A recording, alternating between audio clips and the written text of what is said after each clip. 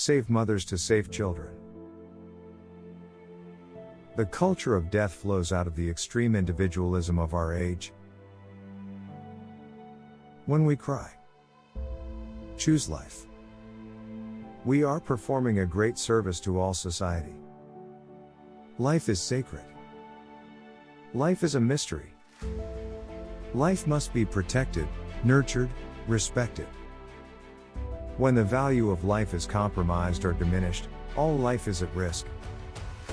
Rather than societies of people living together, we create a society where people are rejected, marginalized, uprooted and oppressed.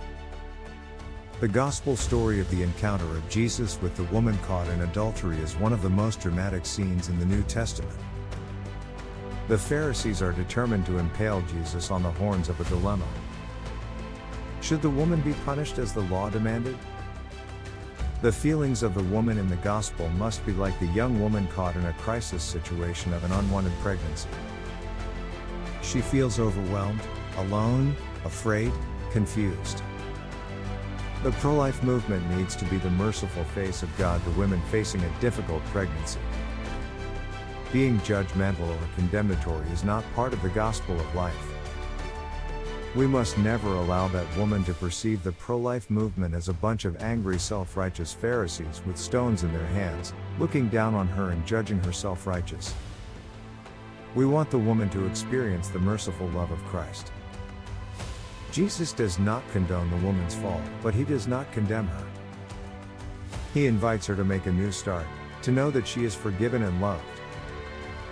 Now we have the duty to save the thousands of innocent children who are being executed by the very people whose profession and mission should be to heal and protect life. The truth is that we can save those babies only by saving the mothers. When they experience God's loving mercy in a community that cares about them, then they will become capable of showing mercy to their children. The pro-life movement has to be about saving mothers. We need to focus on the women to try to understand what they are suffering. There are millions of women in our country who have had abortions, millions of men who pushed them, encouraged them, and drove them to the abortion clinic. Wouldn't it be wonderful if some of them who have chosen abortion to commit themselves to life? Go to adopt babies and become a generous adoptive family. Support poor women who want to keep the babies. The majority of women who succumb to abortion are poor.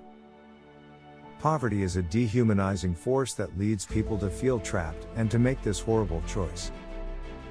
We can rescue unborn babies from abortion by rescuing their mothers from a life of poverty and hopelessness. Care for the mothers and you will save many, many babies.